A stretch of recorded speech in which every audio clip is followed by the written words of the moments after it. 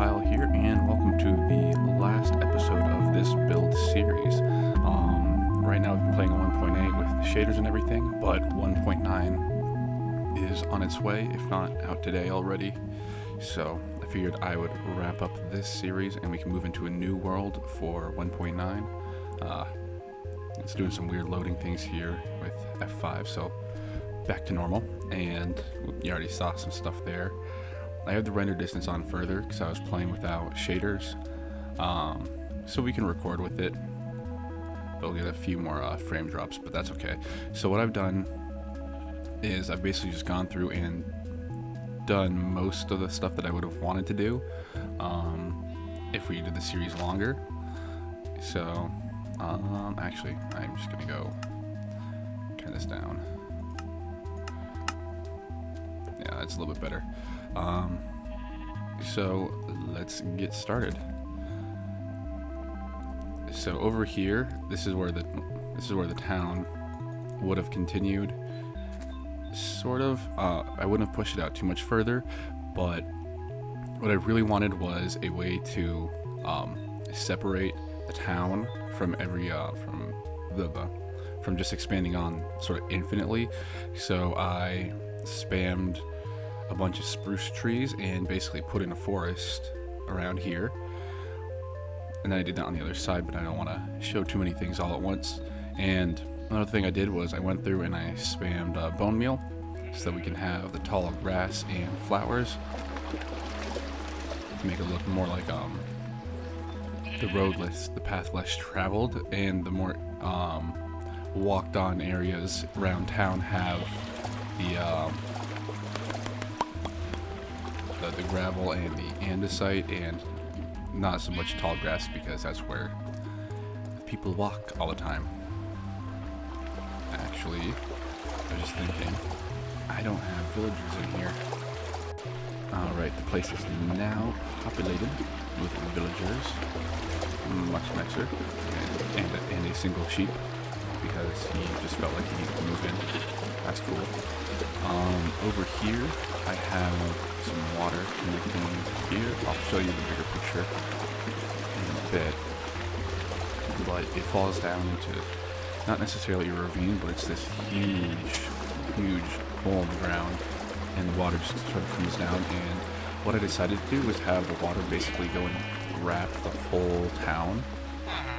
So it's sort of like archipelagos. What are you doing over here? You crazy? There we go. Over here, basically, I expanded the town out a lot with these walkways, and then the spruce wood fences and more buildings. So for the inside, I haven't really gone through the trouble of doing the interior decoration. This is more for the look, and as you can already tell, you see a few more of those rain barrels that I made. My reason for that was I decided to go with the theme of sort of like water for this town, as in like these guys, like their main export is water. So all around they have the different lakes, rivers, and water sources. So this is sort of their revenue. They make a living off of whatever, just getting the water and whatnot, purifying it, not necessarily bottling it up like Nestle or something, but hey. Alright, so we have this area that comes down around here. I built a couple more bridges, but I didn't want to have too many covering up the water, so some areas you do have to go around more than others. I do have bigger fences going around the outside. Right along in here, I can show you. I don't have them completely connected the whole way around, so if you really wanted to walk in and out, you can still get through just fine. But the way the grass is naturally placed around here is sort of a good dividing line, sort of saying like this is the end of the town, and then it gets into the quarry area. Whoops. So that worked out in my favor, and over here, this is the corner of the town, so not so many people go walking around here, so it's more overgrown. And then you walk in here, and it's still a little bit more because we're on the outskirts of town with just the smaller houses, but they all like this one house. Nice. And then, yeah, there was this bridge over here. And as far as getting the water sources, a lot of them, they're coming from underground springs and whatnot. So I sort of have it lit up down there, but underneath, like a lot of the places where the water is coming from. And so that works out nicely. I also put in a few more of these houses, which is basically like the first floor of the 2-story houses that I've been building. It's sort of like a nice middle ground. So you have like the small, medium, and large houses. And even then, like, they're technically not that big, but still works out quite nicely. And then we have a few walkways. Something around town is there are multiple walkways to get to the same place, so you don't have to go through one specific path to get to a certain area. And oof, look at that orange water. Looks like lava, but it's not. You can see here we have some holes because the water goes down, and so it comes out in a few places here, and then oops, get up, yeah, and then down through here. And this one over here, we have this rain barrel is on its supports because it's hanging off the edge, and then letting water come on down into here. And I connected the water all through the back here. This used to be just flat ground. And we also have some more water coming from an underground spring over here. And that comes down and connects over here. The water coming down from the mountain, this was all natural, so I sort of just left it and formed it a little bit more down this way. Oh man, it's getting really dark. Time for sleep. I have a secret bed in here, just for sleeping purposes. I could just do the time set 0, but then it'll start raining like every 2 minutes, and that isn't not what I want. And so this is, ooh, they're actually using the houses. Nice. So these are the first houses I was building in the area. And I think I have a total of 6 of the big rain barrels, which is pretty nice. And then you can see more over here. Oh man, I'm gonna miss the shaders. And can't really avoid talking about this one anymore. So this is sort of like the quote-unquote castle of the area. I pulled this inspiration from BOO. Every kingdom has its castle, so this is like sort of like the head of the town, I guess you could say. From a distance is a great way to pull everything in together. And if we step over here ish, you see we have this nice hierarchy of the buildings. It's the tallest building right up here on this hillside, and that dude is totally not using the stairs, which is what they're there for. Oh yeah, and over here I put the forest as well. I'll do an above view once I've gone through everything. And I did plant some trees around in here where there is grass, so it sort of helps to fill in the blank areas without having just building. And then nothing too much has changed around here. I mean, I do have the steps going up here, since it's like, oh, what am I doing? Since this is the castle of the place, I decided to have a better stairway going up. And then this is the entrance. It's kind of plain, but at the same time, it's not like royalty that lives here per se, so it's not necessarily too intense. But on the inside, I haven't really done much at all. I've just left the whole area completely illuminated so that nighttime you can see the glow from the windows. And yeah, from up here, this is sort of the view. They're all congregating over there. Get some of my coffee. And so we head down this way. Again, what are you doing over there? There's nothing. I don't have a bridge connected over there because there's no reason to go that way whatsoever. One of the bigger additions in this section, this stuff is all familiar. Also, that looks really nice right up here. I decided to go with the sort of silo towers around because it mimics the shape. It's the exact same size as the rain barrels, so you get that similar feel of mass to it, and it's fairly symmetrical. And then that's a walkway up on top. We'll go right on up here, and up here I just have a bunch of glowstones. So they're sort of like not necessarily lighthouses, but they do emit light. And then up in here, it would have been sort of like a bunch of smaller floors and then a walkway in between the two, and then you can look down upon everything, which I think is pretty nifty. Woo! Then over here, I have another one of the rain barrels to help aid with the water source here that lends itself to these mountains. These little water streams coming down, not quite waterfalls like over there, but built into the hillside here I have a bunch of different houses, and one over there. For these ones, they're not really built in at all. I just have the faces built into the side. It's very nice. And then I have this walkway which goes right up the hillside. That one's also the same way, and you sort of have to scoot your way. It's kind of tight in here, but I like the feeling I'm getting from it. And then you work your way up sort of in a zigzag up to here, and this is what it would look like on the inside.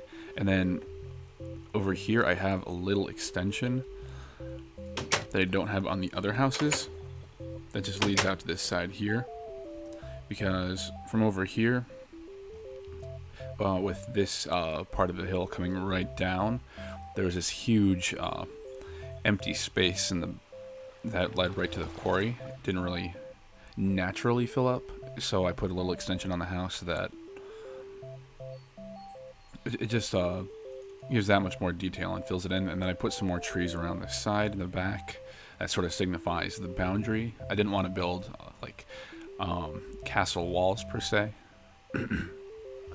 And this house over here is basically the same thing, except you see more of the side because it's sort of built on a greater slope and not right into the side. And then nothing on that side. Whoop. And yes, I have. You guys sure do like it over here. This is the place to chill. So all this stuff over here is the same. Yeah. Unintentionally, it has a very nice even spread. Like you can see in between here and here. It's hello. Want to be part of the action, huh? It's very symmetrical. It's not like these two are really close together or far apart, and that looks like it's off in the middle of nowhere over in that corner.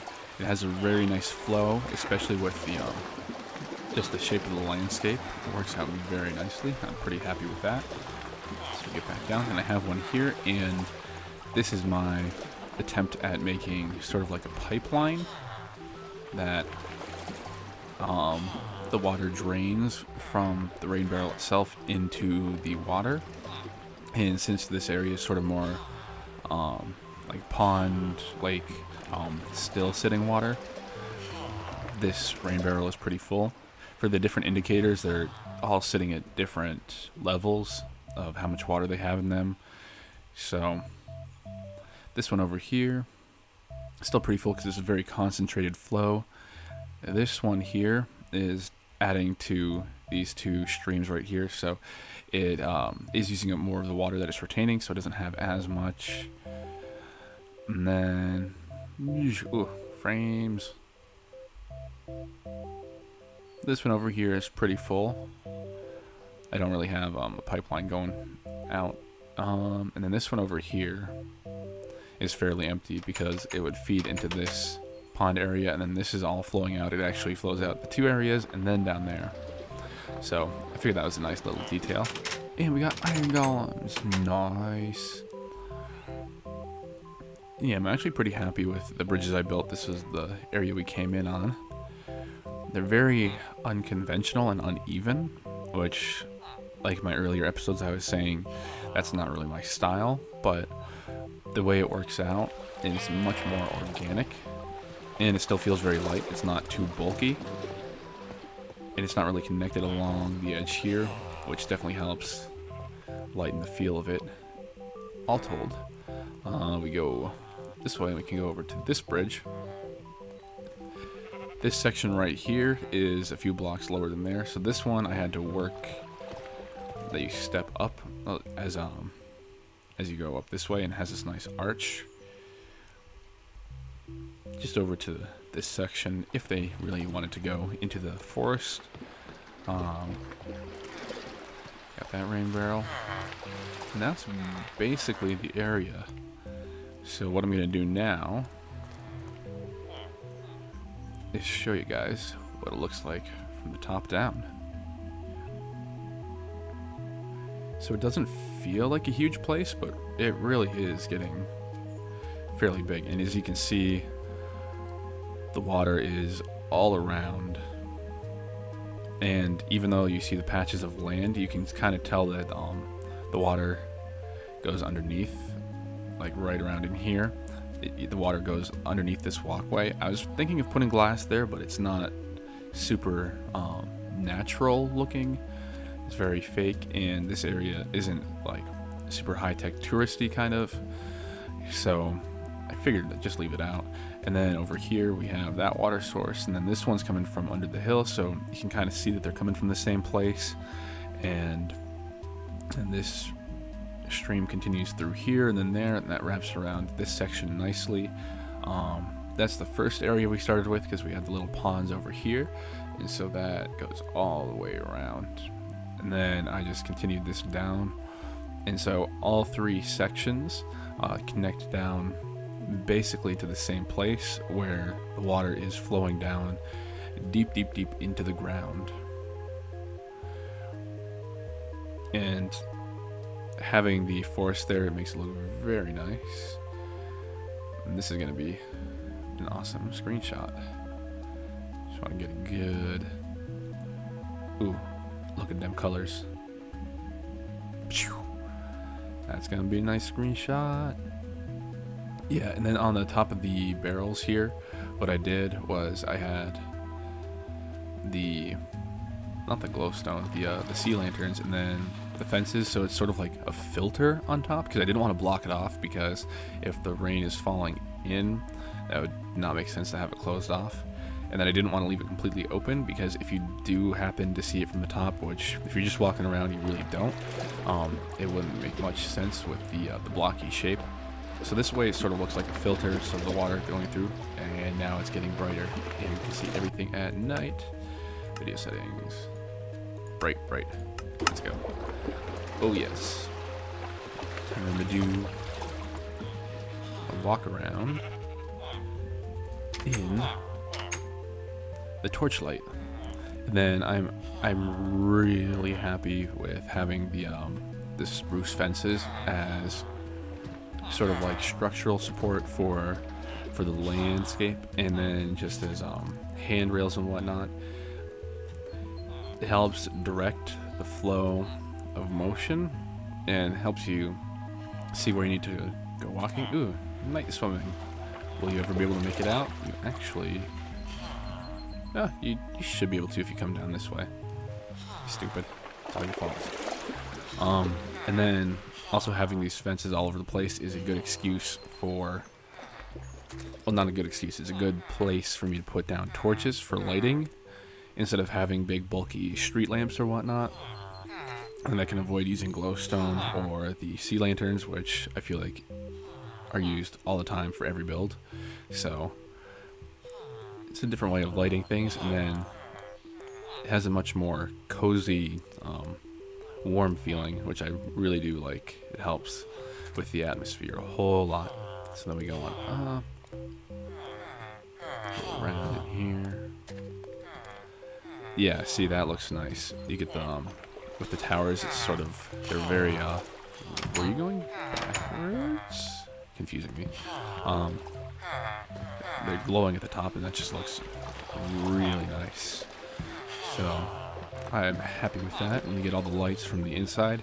They are the spacing in between the cobblestone is 3, but then this one layer here is 4 because I wanted to offset the border with this more square part of the building. Man, we got a lot of golems. Not a bad thing. Then we pop on down this way. It's a little bit darker over here. You can probably put some torches down. That's not a big deal. Boom, boom. And then we can also do some unofficial building. The last episode before we crack. And with 1.9, that means we're not gonna have shaders, which is kind of unfortunate. But at the same time, I can then have my render distance set for much further and still get nice frame rates. You sort of see you don't see much of the background at all. It's all not rendered, because if I do that, then my frame rates are blech. So what I'm going to do is I'm going to sleep, and then I'll be back with no shaders. Blech. Going from the shaders to this is sort of very underwhelming, I guess is a good way to put it. It's quite bland, and I was actually kind of surprised how not desaturated, like unsaturated the colors are. But this is Minecraft in its natural state. And also when we switch to 1.9, I will then be trying out BOO's 1.9 texture pack that he's been building in his Building with BOO series. But as you can see, frame rate is more consistent. You don't get the nice glowing of the lights at night, which is kind of unfortunate, but hey. You do get more atmosphere from having the landscape in the background, because a lot of that renders in and adds a lot. Because now you can see in the background over here the mountains as a nice backdrop, whereas that would have just been plain sky. So it's much nicer in that regard. And then generally smoother frame rates.